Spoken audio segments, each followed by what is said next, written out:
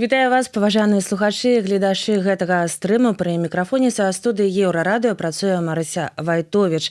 У апошнія гады беларусам усё цяжэй будаваць іх доўгатэрміновыя планы. З'ехаўшы, не заўсёды разумеюць, дзе будуць жыць праз год, чакаюць легалізацыі, стабільнай працы, дакументаў або магчымасці вярнуцца. Тыя, хто застаўся ў Беларусі, таксама могуць жыць у рэжыме чакання. Рэпрэсія, страх, вайна побач і адчуванне, што заўтра ўсё можа змяніцца. Сацыёлагі называюць падобны стан словам «вейтхуд» – жыццё ў чаканні. Гэта калі чалавек ужо дарослы, але не можа перайсці да таго, што звычайна лічыцца нармальным дарослым жыццём. Стабільная праца, уласнае жыллё, сям'я, дзеці, доўгатэрміновыя планы. Прынамсі, так разумею гэты тэрмін я.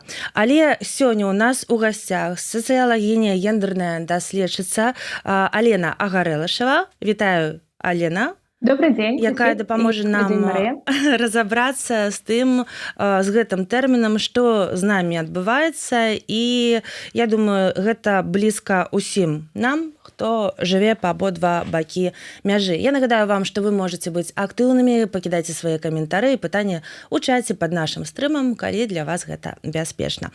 Алена, калі вы чуеце слова «вейтхуд», што перш за ўсё прыходзіць у галаву? Гэта сапраўды асобны сацыяльны такі феномен, так? Ці проста новае слова для вельмі старой гісторыі? Пакуль не магу сабе дазволіць нармальнае жыццё. Вось, давайте разбірацца.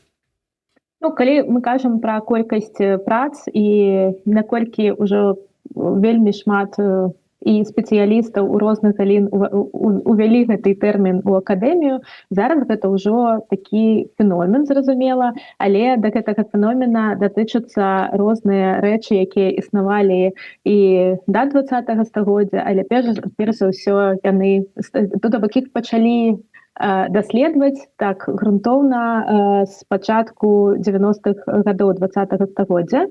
І гэта хутчэй што гісторыя пра тое, што калі мы кажам пра дзяцінства ці там па-ангельску childhood, і вось менавіта простое у нас ёсць гэтае wait, чаканне і hood як абазначэнне пэўнага перыяда, калі ўжо пра лінгвістыку казаць, то датычна як бы дзяцінства мы чакаем, што дзіцёнак ён здабудзе пэўныя навыкі, пройдзе ўжо перыяд адаптацыі ў дзіцячым садку ці, напрыклад, у школе і ўжо навучыцца, напрыклад, базавым грамаце, як мінімум ён навучыцца ці яна.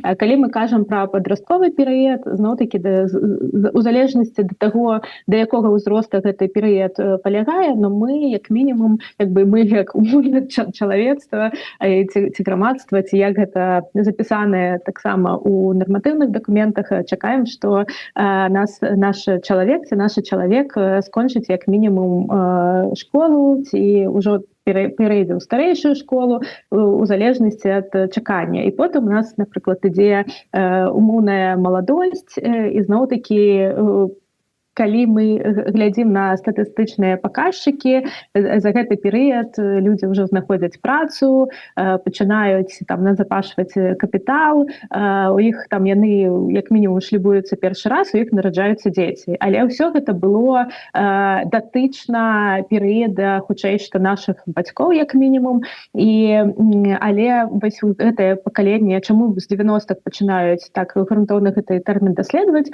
што вось менавіта з 90-х умоўна кажучы, штосьці зламалася, і людзі ўжо ці з эканамічных прычынаў яны не могуць сабе дазволіць набыць сваё жыллё і з'ехаць ад бацькоў, зноў-такі не заводзяць сем'яў, не нараджаюць дзяцей, і зараз гэты ўзрост нараджэння дзяцей таксама ўсё падвышаецца і падвышаецца. І з аднаго боку, так, гэта ўласны выбар людзей, якім чынам яны будуюць сваё ўласнае жыццё, але з другога боку бок вось менавіта гэты тэрмін, што яго важнасць ён падкрэслівае, што часта гэта выбар без выбару. Таму што адна справа як папулісцкія лідары ці лідаркі пачынаюць абраджаць умоўна маладое пакаленне праз тое, што вось вы не жадаеце стабільна будаваць сваё жыццё, вы там падарожнічаеце, вы не з'язджаеце ад бацькоў, вы не нараджаеце дзяцей,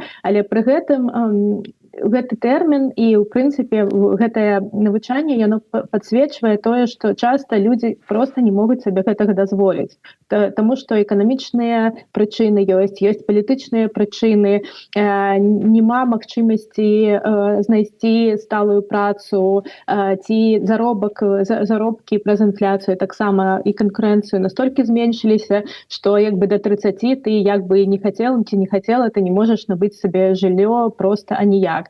І такім чынам у тым ліку гэтыя прычыны з'яўляюцца падставай на тое, што людзі не могуць сабе дазволіць браць абавязкі і сямейныя, і абавязкі па нараджэнню дзяцей. Потым мы можам на Беларусь перайсці, напрыклад, і размаўляць. Ну, можем так, да. У мяне шмат пытанняў, таму я буду тебе спыняць. Класічна Вейт Худ апісвае маладых людзей, якія не могуць стаць дарослымі, менавіта маладых, так, праз эканамічныя абставіны. Але мы можам пабачыць, што ў Беларусі, я думаю, не толькі ў Беларусі, так, чалавек і ў 35, і ў 40, і ў 50 нават гадоў таксама можа жыць з адчуваннем гэтага вось скончыцца гэты перыяд і тады пачну жыць.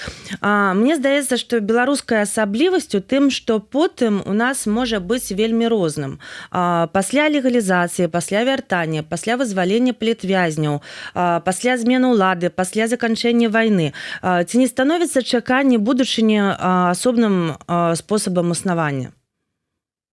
Ну, на жаль, я б сказала, што з'яўляецца і становіцца і менавіта зноў-такі, гэта яшчэ не даследаваны феномен у прыналежнасці да беларусаў, але ўсё в прынцыпе наперадзе, таму што пытанне, мне падаецца, што даследаванне беларусаў і у Беларусі і за межамі Беларусі, якія вымушаны былі з'ехаць, і калі мы, напрыклад, спрабуем аб'ядноўваць гэтае даследаванне у перспектыве часу, таму што зноў-такі прайшло ўжо 6 год, і тое, што нам адказвалі пра свае планы беларусы і беларускі ў 20-м, ці ў 22-м, ці ў 26-м вельмі моцна памянялася. Але агульная рыса пра тое, што вось гэтае потым, яно таксама мяняецца.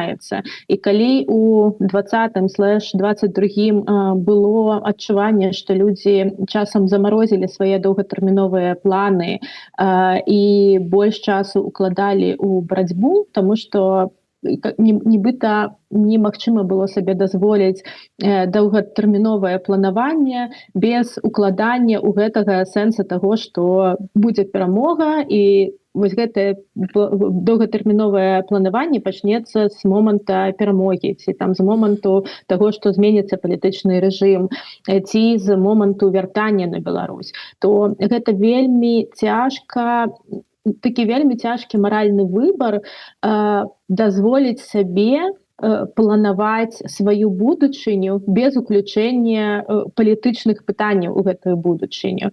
Калі ты вымушаны прымаць рашэнне ўсё ж такі займацца легалізацыяй, ці вучыць мову, ці знаходзіць, там, не ведаю, падпісваць кантракт на сталае жыллё, разумеючы, што і прымаць на сабе абавязкі, якія не ўключаюць вяртанне ў Беларусь проста тут і цяпер, калі спатрэбіцца. І вельмі шмат людзей пра гэта кажуць, пра тое, што для іх было нават такі камітмент, як гэта будзе беларускую, зрабіць, прыняць для сябе рашэнне, дазволіць сабе жыць жыццём. Вось менавіта гэта з'яўляецца такім характэрнай рысай для беларусаў. Вось, дарэчы, не жыць у чаканні перамогі. Наш слухач і глядач нашага стрыму Віктор К піша: «Вейтхуд – гэта менавіта тое, да чаго беларусаў заклікаюць іх лідары. Чакайце вакна магчымасцяў, кажуць яны, беларусы чакаюць. А калі тое вакно раптам настане, грамадства, якое звыкла чакаць, заржавее». Вось. Згодна? Ну, тут мне выдаецца, што ўсе мы, як бы хочацца верыць, што ўсе мы дарослыя людзі. Заржавее, я выбачаюся, заржавее і тым вакном яшчэ вось дадалі тут ніжэй, скарыстацца не здолее. Вось было вось агулам так. Такое меркаванне. Ну, я б усіх, як бы, калі б я узяла на сябе моц кагосьці да чагосьці заклікаць, я б заклікала людзей карыстацца ўласным розумам і жыць уласным жыццём і прымаць дарослыя рашэнні за свае ўласныя дзеянні ці недзеянні. І тут заклікаць вас могуць да чаго заўгодна, але гэта вашае жыццё, і у вас не будзе другой магчымасці пражыць той же час другі раз. І таму, на што б вы не ашчаджалі свой час і свае магчымасці, гэта мусіць быць вашае рашэнне. Таму што, ну, прабачце, гэта вельмі дзіцячая пазіцыя сказаць: ну вось я не ведаю, я патраціла 5 сваіх год на актывізм, я прыношу гэты тавар у касу вяртання, таму што вось мяне увялі ў зман 5 год таму. Вярніце мне, калі ласка, гэтыя 5 год. Вельмі знаёмая сітуацыя так сёння. І пражыць яшчэ раз. Ну, часам вельмі хочацца, але, ну, прабачце, гэта як бы, гэта я прымала гэтае рашэнне, каму верыць, каму не верыць. Моя ўласная стратэгія па жыцці гэта быць дзесьці ў сярэдзіне, з аднаго боку разумець, што маё жыццё без мяне не прыйдзе, і таму мне ўсё ж такі трэба ўкладаць часу, рэсурсы ў тое, каб легалізавацца, ў тое, каб вучыць мову, у тое, каб знаходзіць працу ў той краіне, дзе я жыву, ці там прымаць пэўныя рашэнні там звязаныя з тэрміновай арэндай кватэры, ці з іпотэкай, ці прымаць рашэнні ўсё ж такі, што я раблю са сваім мацярынствам, ці ў прынцыпе я хачу там нараджаць дзяцей, і таму мне трэба планаваць, што ад свайго актывізма мне трэба адпусціць вялікую колькасць часу, ці, напрыклад, там наступныя, там, я не ведаю, 3 гады я не буду выходзіць у эфір Еўрарады, таму што, прабачце, я прыняла рашэнне нараджаць дзяцей. Ведаеш, ёсць людзі, якія прымаюць рашэнне нейкі час не выходзіць у паблік, і вельмі іх не хапае вось часам, вось таксама планавала эфіры, да, ну але то жыццё. Ну так, можа чалавеку трэба проста аднавіцца і нейкі час пабыць вось з сабою. Хацела запытацца, дзе мяжа паміж асцярожнасцю і жыццём на паўзе? Бо часам не купляць кватэру, не заводзіць дзяцей або не мяняць працу – гэта цалкам рацыянальнае рашэнне. Вось, калі гэта ўжо становіцца менавіта, ну, як бы праблемай? Ну, мне падаецца, што праблема гэта калі, ізноў-такі, я б не хацела нікога асуджаць, таму што часам мы не можам ведаць усіх аргументаў, чаму чалавек прыняў тое ці іншае рашэнне. Але, напрыклад, калі на паўзу становіцца не толькі доўгатэрміновае рашэнне, але і кароткатэрміновае рашэнне. Напрыклад, былі гісторыі, зараз меней, але вось на пачатку 20-х, калі людзі вымушаныя былі тэрмінова праз палітычны пераслед пакідаць Беларусь, і яны там пакідалі Беларусь літаральна проста з адной зменай адзення, і яны прынцыпова нават не хацелі сабе адзенне набываць ці там пераязджаць з часовай арэнды на пастаянную арэнду, маўляў, таму што вось там я заўтра вярнуся ў Беларусь, і нібыта вось там, не ведаю, набыць сабе там 3 цішоткі, гэта значыць прызнаць тое, што я не змагу заўтра вярнуцца ў Беларусь, і гэта як бы і гэта чалавека у вельмі такі вялікі экзістэнцыяльны крызіс пагружае, і таму лепш жыць з адной цішоткай, яе пастаянна працаваць, таму што як бы і не пагружацца ў той крызіс, які можа быць, калі ты дазволіш сабе думаць, што іншага сцэнара немагчыма. І вось гэты як бы стоп і жыццё ў чаканні зменаў, якія наступяць заўтра, і таму ты нават не можаш кароткатэрміновы план, ці там, напрыклад, твой кароткатэрміновы план гэта тыдзень, а потым наступны тыдзень і наступны тыдзень, і ў гэтым перыядзе людзі маглі пражываць дастаткова доўгі прамежак часу. Але хутчэй, што я б сказала, што так гэта існавала, тэарэтычна, можа быць, нават і ёсць людзі і слухачы і слухачкі, якія з гэтым на ўласным досведзе сутыкаліся, але зноў-такі, калі гэтая стратэгія ім дазваляла сохраніць на пэўны час свой псіхалагічны стан, хто мы такія, каб іх асуджаць. Другая прычына зноў-такі, зноў-такі я сыходжу з таго, што задача сацыёлагаў не выносіць пэўных рашэнняў і зразумела, не выносіць нейкіх дыягназаў на кшталт гэта добра, гэта недобра, гэта канструктыўна, гэта дэструктыўна. Нашая задача вывучаць рэчаіснасць, вывучаць людзей і вывучаць тое, як яны жывуць, без вынясення нейкіх, не ведаю, маральных прысудаў, да? Але я б сказала, што зноў-такі кожны выбірае тыя стратэгіі, якія зараз ім падаюцца магчымымі на дадзены момант.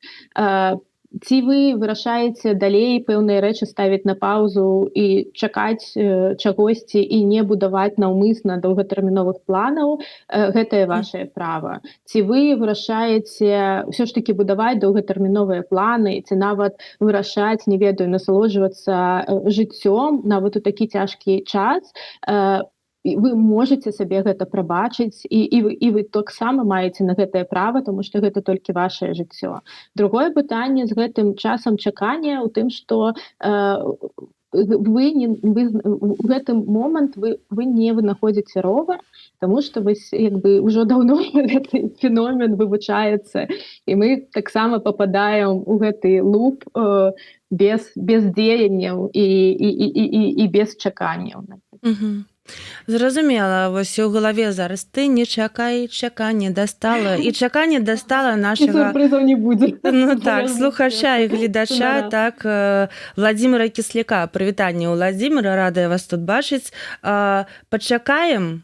Это болезнь, это недемократичность общества. Вместо обезоружить банду мы чакаем. Но хто гэтыя мы? Так? Да каго ў дадзены момант мы звяртаемся? І з кім вы пойдзеце? Калі вы жадаеце вы асабіста абезаружыць банду, калі ласка, у вас ёсць гэтае права, там, не ведаю, ідзіце і рабіце, але ведаеце, што любое вашае дзеянне будзе мець пэўныя наступствы, як пазітыўныя, так і негатыўныя.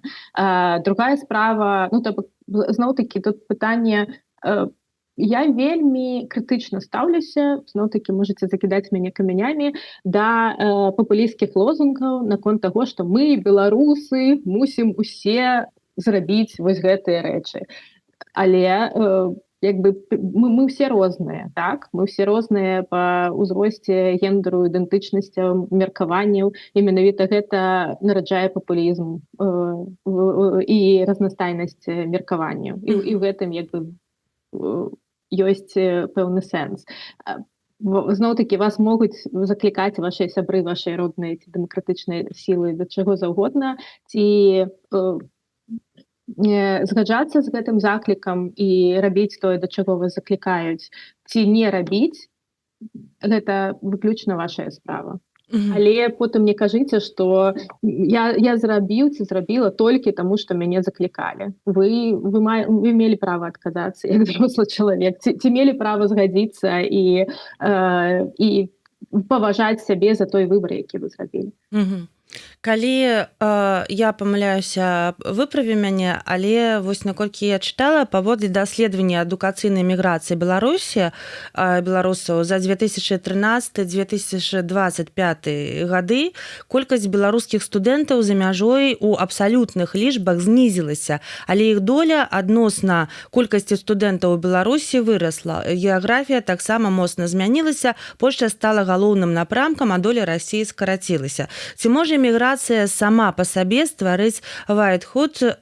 Чалавек з'ехаў, але першыя гады не будуе новае жыццё, а вырашае дакументы, мову, працу, жыллё. У нейкі момант ён ужо даўно жыве за мяжой, але ўсё яшчэ адчувае сябе чалавекам на час. Ну, мне падаецца, што тут у гэтым тэзісе змяшана вельмі шмат зусім розных паняццяў. Калі мы кажам пра студэнтаў, якія выязджаюць вучыцца за мяжу, то якраз у іх няма магчымасці быць у гэтым лупе вайтхуд, таму што ім трэба тэрмінова і рэчы, звязаныя з легалізацыяй, вырашыць, і рэчы, звязаныя з вучобай. То бок калі твая вучоба, твае дакументы і легалізацыя прывязаныя да тваёй вучобы, ты гэта яшчэ адна матывацыя вучыцца, таму што калі цябе выключаць з універсітэта, аўтаматычна твая легалізацыя скончыцца. Ці зноў-такі, калі ты жывеш у краіне і зноў-такі твая легалізацыя не па палітычных прычынах, не па статусу уцекача, а напрыклад, у цябе працоўная віза, то зноў-такі, ці, напрыклад, ты скончыла універсітэт і табе тэрмінова трэба знайсці працу ці іншае месца навучання,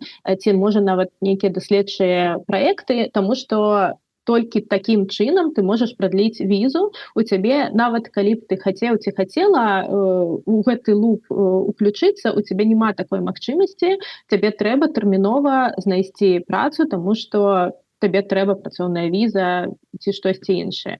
Другая гісторыя менавіта, калі кажуць пра час чакання датычна мігрантаў, гэта хутчэй за ўсё пра людзей, ці то людзей, напрыклад, якія знаходзяцца у чаканні статусу уцекача, і часам гэты час можа прадліцца на год ці нават на некалькі гадоў, калі у цябе, можа, і ёсць матывацыя актыўна ўключацца ў жыццё краіны, дзе ты жывеш, ці актыўна сацыялізавацца, але ў цябе няма такой магчымасці, таму што фактычна ты не маеш легальнага права на працу, табе яшчэ не далі права вучыць мову, ці ты не можаш яшчэ хадзіць на моўныя курсы, напрыклад, і таму вось ты ў такім лупе знаходзішся чакання, і ты не ведаеш, то бок уся бюракратычная сістэма такая, што яна цябе пагружае нават насільна ў гэты час чакання, і ты не ведаеш, калі гэты час скончыцца, таму што зноў-такі ты не ведаеш, колькі яшчэ працэдур і колькі часу табе трэба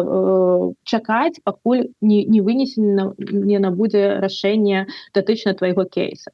Калі мы кажам пра чаканне менавіта з погляду людзей, якія зноў-такі мігравалі, і так, вы можаце зноў-такі вымушаныя знаходзіць прычыну свайго легальнага знаходніцтва ў краіне, будь то праца ці вучоба, але іншая рэч, напрыклад, вашыя асабістыя выбары па жыцці. Калі, напрыклад, вы не можаце сабе дазволіць часам нават стасункі завесці, таму што гэта час, якога у вас можа быць і не быць, таму што вы працуеце на 3 працах ці вучыцеся.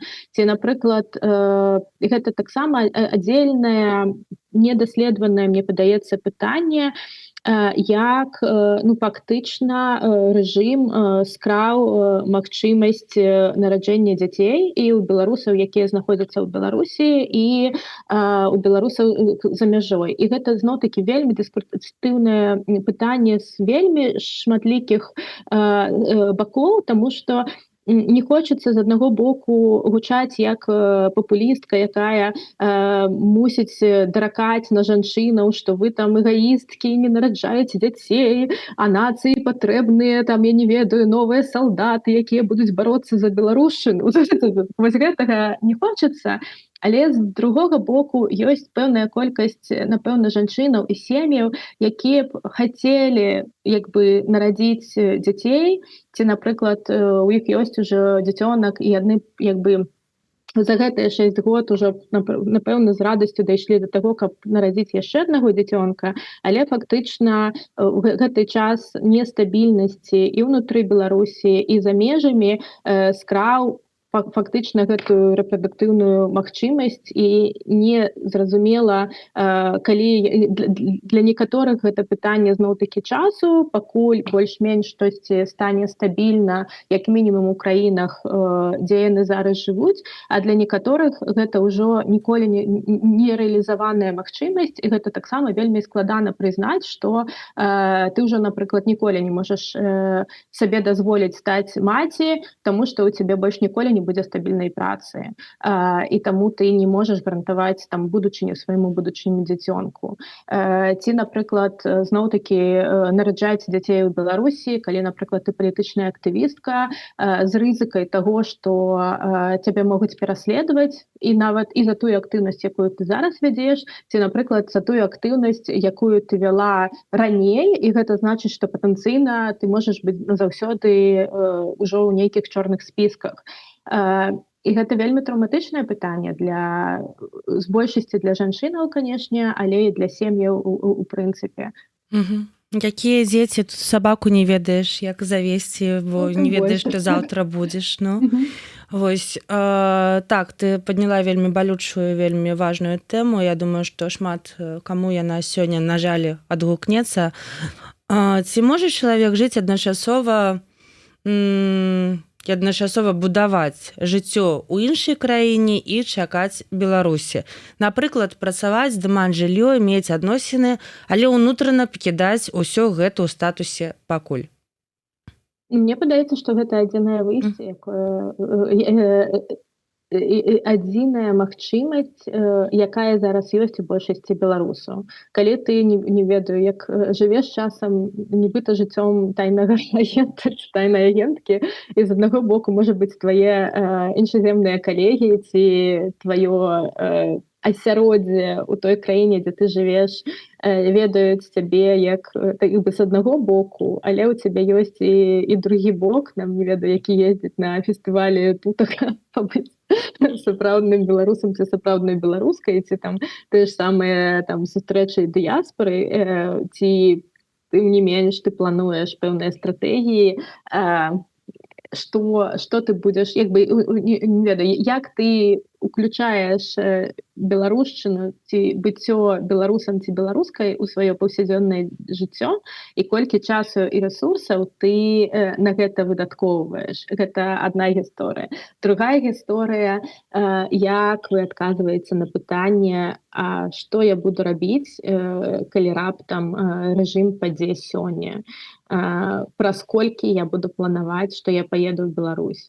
Я паеду ў Беларусь, каб проста павітацца са сваімі роднымі і блізкімі на кароткатэрміновы візіт, таму што я ўзяў тэрміновы водпуск на працы толькі на тыдзень ці на месяц. Ці я адразу, там, не ведаю, не папярэджваючы ніколі, на першым квітку еду ў Беларусь і з намерам таго, што я проста адной секундай пакінула сваё жыццё тут, таму што яно мне больш не патрэбнае, яно было часовае. І якое зараз маё жыццё часовае? Тое, што я жыву 6 год у выгнанні, ці яшчэ незразумелае тэарэтычнае жыццё ў той Беларусі будучыні, якую нават яшчэ уявіць немагчыма, таму што і Беларусь сённяшняга дня змяняецца кожны дзень, і гэта ўжо не тая Беларусь, якую я пакінула 6 год таму. Я не ведаю, якая Беларусь зараз. І як тады я магу ведаць, якая будзе Беларусь будучыні? Ведаеш, што мне цікава, ты толькі што пратранслявала, напэўна, вось шэраг думак, якія круціліся ў мяне на працягу гэтых 5 гадоў. Проста вось, а часам аднамаментна. Вось пачынаецца адна думка, і там я на яе працягваю ўжо новая вось гэта, так? Вось якая ты сёння тут? Ну, канешне, гэта людзям прыйшлося адна справа, калі міграцыя, напрыклад, яна, ну, такая прадуманая, чалавек марыў жыць за мяжой, так, і прыязджаў... Ну, нават калі яна прыдуманая, ты не прадумваў, я уеду адным днём і больш ніколі не змагу вярнуцца, нават дакументы змяніць у сваю краіну. ніхто такога не мог падумаць. Ну, конечно. Гэта як бы Мгм. такі Да, конечно, странны конечно. сцэнар. Гэта яшчэ адзін бок там Я вось такой. разумею. Я напэўна маю на ўвазе людзей, якія так проста з канцамі там все паеду, все хачу жыць іншым жыццём, ніколі не вяртацца і ўсё, тады гэта напэўна лягчэй. Вось і тое назіраць за тым, што адбываецца ў сваёй роднай краіне, гэта цяжка. А яшчэ вось мне цікава, я ўсё жыццё пісала і рабіла праграмы на сацыяльныя тэматыкі, так, і мне цікава тут назіраць за людзьмі, як і за сабой таксама, як усё вось мяняецца вось гэтыя перыяды. Калі спачатку вось адно, ты прыязджаеш, пачынаеш шукаць сваіх. Ходзіш на ўсе мерапрыемствы, на ўсе нейкія там вось усё, вось бачыш афішу, адразу ідзеш, так? Вось Там будуць беларусы, без розніцы, што там І будзе. некаторыя жывуць у гэтым вось шмат гадоў, так? Яны не могуць вось проста ігнараваць і там прапускаць ніводную там беларускую падзею, напрыклад. А ёсць момант, калі ты не можаш жыць, не інтэгруючыся у новую краіну, новае грамадства, так, і спрабуеш вось проста як вырвацца з гэтага кола. Яно цябе, і гэта ўсё твоё жыццё было, да? Ты жыла ў Беларусі, ты была і есть і будзеш беларускай, так? Вось, але хочацца перакрочыць там і паспрабаваць вось новае грамадства, як тут унутры, бо жыць у іншай краіны, тым больш калі адкрытыя межы, так, і адчуваць сябе ў нейкай рэзервацыі, гэта, напэўна, яшчэ адзін крызіс.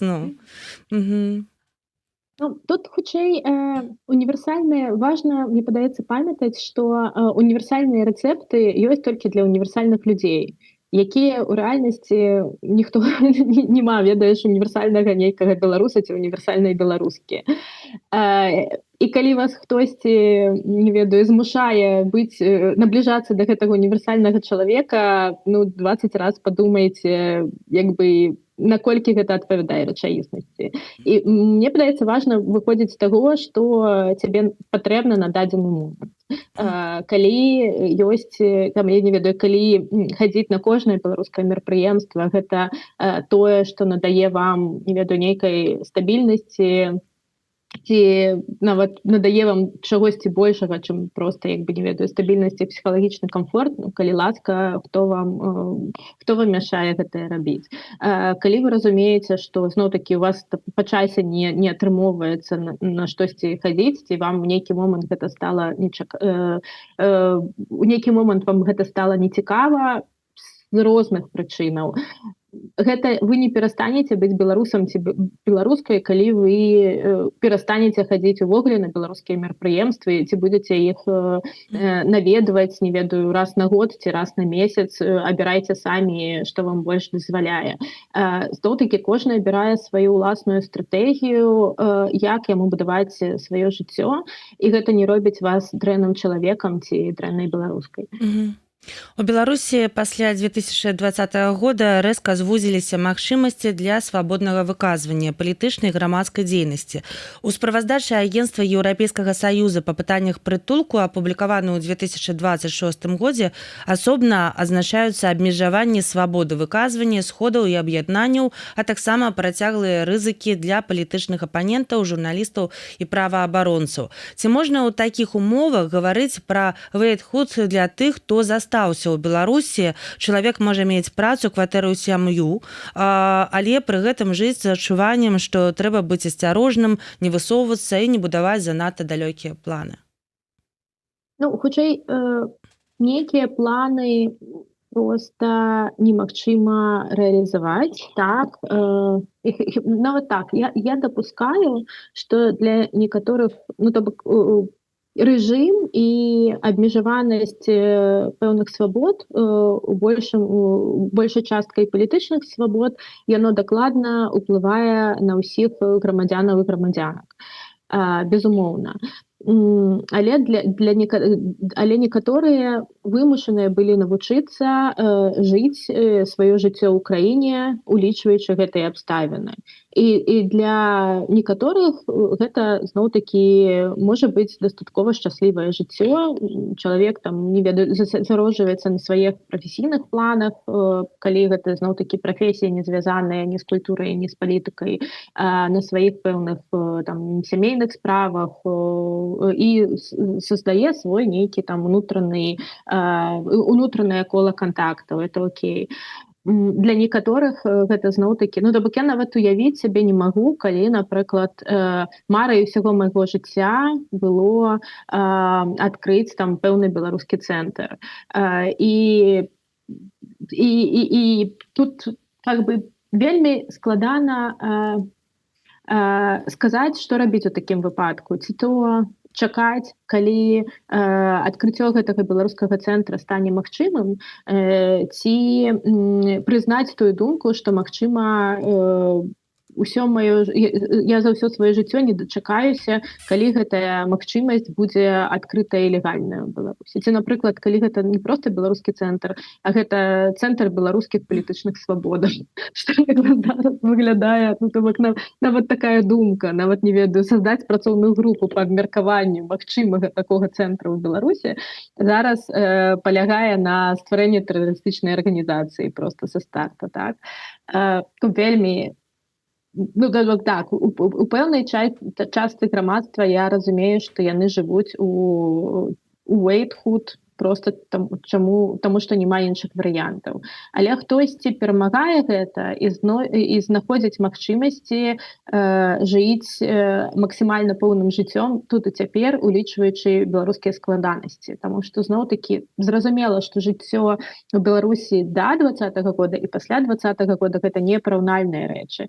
Але тым больш, не ведаю, мне хочацца верыць у неўміручасць беларусаў і іх магчымасць крэатыўна спраўляцца з усімі складанасцямі, якія палягаюць, таму што, напрыклад, там, не ведаю, жыццё грамадскіх аб'яднанняў і такое адкрытае грамадства, яго не было і ў 20-е гады таксама.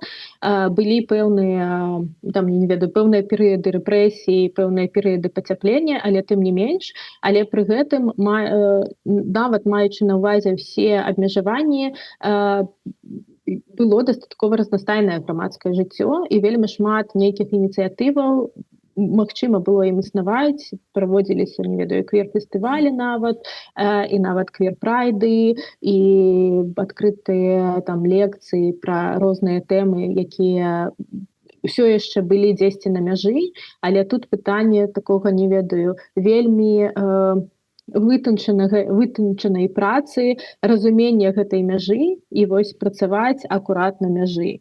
І гэта было дакладна лепш, чым проста нічога не рабіць і чакаць, пакуль будуць часы больш спрыяльныя для грамадскай працы. І таму я ўпэўнена, што нягледзячы на тое, што некаторыя зараз як бы чакаюць спрыяльных часоў, у гэты ж час яны працуюць на гэтыя часы, нават знаходзячыся ў межах Беларусі.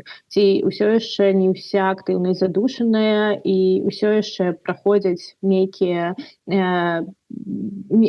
такі варушняк, так ці інакш ёсць, але зноў-такі ён не публічны, ён андэграундны, ён вельмі закрыты, зразумела, што з прычынаў бяспекі. І калі мы пра штосьці не ведаем, знаходзячыся за мяжой, гэта не значыць, што гэтага існуе. Гэта значыць, што нам небяспечна пра гэта казаць, і мы мусім паважаць гэтую пазіцыю. А калі мы ведаем, што нешта праходзіць такое ў падполлі, так, у Беларусі, так, вось знаходзячыся тут за мяжой, мы пра гэта не будзем казаць, але мы вельмі падтрымліваем нашых беларусаў, якім... У меня ёсць вельмі прыгожы оф-топ, калі ну то пра надзею і пра тое што штосьці праходзіць. Калі хочаш, я магу падзяліцца насамрэч. Мне неяк пра свабоду нечакана пра свабоду СМІ. Мне неяк мае знаёмыя з Беларусі прывезлі рэгіянальную газету пасёлка Н, давай назовем гэта такім чынам, і гэта была такая ну, просто як бы калісьці гэта была савецкая газета, але зараз яе прадоўжылі як бы выпускаць. І такая звычайная зноў-такі газета такога звычайнага горада Н, зразумела пра надоі, зразумела пра пасевы, пра пэўныя там, я не ведаю, паздраўленні мясцовых там прафсаюзных лідараў ці лідараў БРСМ, але паралельна там была, напрыклад, гэта гістарычная спраўка, і ў гэтай гістарычнай спраўцы былі вельмі такія, ну, я б сказала, вельмі смелыя рэчы датычна там Беларусі 26-го года. Там, напрыклад, у гэты дзень у годкі перамогі там войскаў Вялікага княства Літоўскага над маскалямі. Ці там, напрыклад, у гэты дзень там, я не ведаю, там была нейкая ўгадка, звязаная са слуцкім паўстаннем ці з БРСМ. І я такая, вау, гэта як бы нам дае нейкая дзяржаўная газета. І з аднаго боку, разумееш, у нас тут ёсць такія совершенно клішыраваныя класічныя меркаванні наконт удояў, але з другога боку ёсць час для такога, не ведаю, супраціва для тых, хто разумее, той зразумее. Дзякуй вялікі, што падзялілася. Я яшчэ хацела сказаць вось да нашай тэмы. Вось мы казалі пра беларусаў за мяжой і іх час чакання, так, пра беларусаў у Беларусі і іх, але адчуванне, што нешта ўсё ж такі, ну, гэта такі цікавы тэрмін, які вось аб'ядноўвае, паказвае, што мы адчуваем нешта вельмі падобнае, проста нават калі мы жывем вось па обидва бакі мяжы, але вось а калі чалавек застаўся ў Беларусі, ці можа ён хацела вось задаць такое таксама такі парадокс, да, адбываецца ўсё роўна. Для адных беларусаў жыццё адкладзенае, бо яны з'ехалі і чакаюць магчымасці вярнуцца. А для іншых, бо яны засталіся і чакаюць магчымасці з'ехаць. Ось, і трымаюць з сабою там вось нейкі трывожны чамаданчык стаіць там пад канапу іх. Але пры гэтым жыццё прадаўжаецца. То бок тут пытанне ў тым, якім чынам ты рэалізуеш сваё чаканне. Ты сядзіш дома і нічога не робіш, ці ты робіш пэўныя ці ў цябе ёсць пэўнае паўсядзённае жыццё, ці пэўныя руцінныя мерапрыемствы, але ў цябе ёсць план Б, які спрацоўвае, калі пэўнае дзеянне здараецца. І тое ж самае зноў-такі беларусы ў Беларусі, яны як бы падчас таго, як яны хутчэй, што як бы я б сказала, як гэтае чаканне уплывае ці не ўплывае на твае доўгатэрміновыя планы. Напрыклад, там, умоўна кажучы, я б хацела пайсці ў магістратуру, але ёсць магчымасць, што я магу з'ехаць тут і цяпер, і таму я кожны год адкладаю свае магчымасці ісці ў магістратуру. Ці там тая ж самая гісторыя там з сям'ёй і дзецьмі, ці там, не ведаю, змяніць прафесію, таму што як бы змяніць прафесію, у пэўны час я буду вельмі ўразлівая ў гэты перыяд, там ці нейкія там эканамічныя могуць быць праблемы, і таму я не раблю гэтага часу. І я б сказала, што тут важна і для тых, і для іншых, што наколькі вы сабе дазваляеце жыць сваё жыццё падчас свайго чакання. Ці гэтае чаканне становіцца сэнсам вашага існавання, і праз гэта і іншае сваё жыццё вы таксама ставіце на паузу. І як вам у гэтым стане? Ці вам як бы окей, і гэта адзінае для вас выйсце на дадзены момант? Ці для вас гэта не окей, але вы нічога з гэтым не можаце зрабіць? Калі рабіць высновы па тым, што пішуць сёння нашы гледачы, беларусы, якія глядзяць наш стрым, можна пабачыць, што чаканне сапраўды дастала і з розных бакоў, так? Кагосьці дастала чаканне, там, калі вось лясніца рэжым Лукашэнкі агулам. Так, я думаю, што гэта аб'ядноўвае вельмі шматлікіх беларусаў сёння. Вось кагосьці дастала жыць там з няпэўненасцю. Што рабіць, калі чаканне дастала?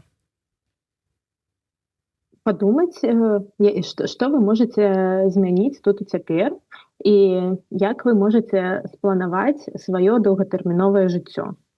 У кожнага гэта могуць быць розныя рашэнні, але тым не менш вы там маеце права не наракаць сябе, калі вам дастала чаканне і калі вы там не ведаю, і гэта могуць быць зусім розныя шляхі. Выдаткоўваць там паміж тым, каб хадзіць на кожную беларускую імпрэзу, больш укладаць часу, каб вучыць мясцовую мову. Ці, напрыклад, купіць усё ж такі сабе смену адзення, таму што і прыняць рашэнне, што вы не паедзеце заўтра ў Беларусь, і гэта не вашая віна. Таму што тое, што зараз палітычна адбываецца ў Беларусі, гэта ніякім чынам не ваша віна, гэта тыя абставіны, з якімі вы вымушаныя мець на ўвазе. Ці не ведаю, калі у вас зноў-такі вам дазваляюць свае ўнутраныя і знешнія рэсурсы завесці сабаку, кошку, дзіцёнка, калі ўсё ж такі у вас ёсць да гэтага прага, таму што, можа быць, калі настане новая Беларусь, у вас ужо не будзе такой магчымасці, таму што час ужо прайшоў. Ці зноў-такі не наракаць сябе, калі чаканне – гэта адзіная магчымасць. Таму што можа быць такое, што вы бы хацелі пабудаваць сталае жыццё, але ў вас няма, не гледзячы на тое, што там, умоўна кажучы, у вас ужо такі ўзрост, які нібыта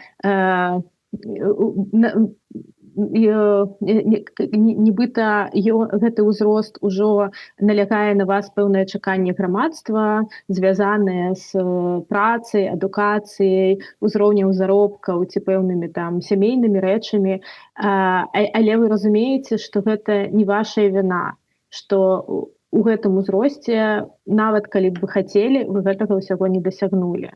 Гэта дакладна не ваша віна, і часам чаканне – гэта магчымасць зразумець, што гэта не ваша асабістая праблема, гэта праблема, якой датычыцца вельмі шмат людзей, адчуваюць тое ж самае. І вельмі шмат і беларусаў, і не беларусаў таксама адчуваюць тое ж самае, што кажа нам пра тое, што гэта не вы зрабілі штосьці дрэнна, гэта вы робіце ўсё магчымае ў дадзеным выпадку, каб пераадольваць тое дрэннае, з чым вы сутыкнуліся. Дзякуй вялікі, Алена. Я нагадаю, што сёння ў нас в гасцях была гендерная даследчыца, сацыялагіня Алена Гарэлашева. Мы размаўлялі пра час чакання, пра тое, як беларусы трапляюць вось у гэтую тэрмін, у гэты тэрмін waithood і пастку часу. Гэтую пастку насамрэч, так, і вось што, магчыма, спрабавалі знайсці адказы, што з гэтым рабіць і як з гэтага вылезаць. Вось, а са студыі Еўрарадыё працавала Марыся Вайтовіч. Заставайцеся з намі, хутка будзе яшчэ адзін, спадзяюся, вельмі цікавы эфір. Дзякуй. Да пабачэння. Добрага дня.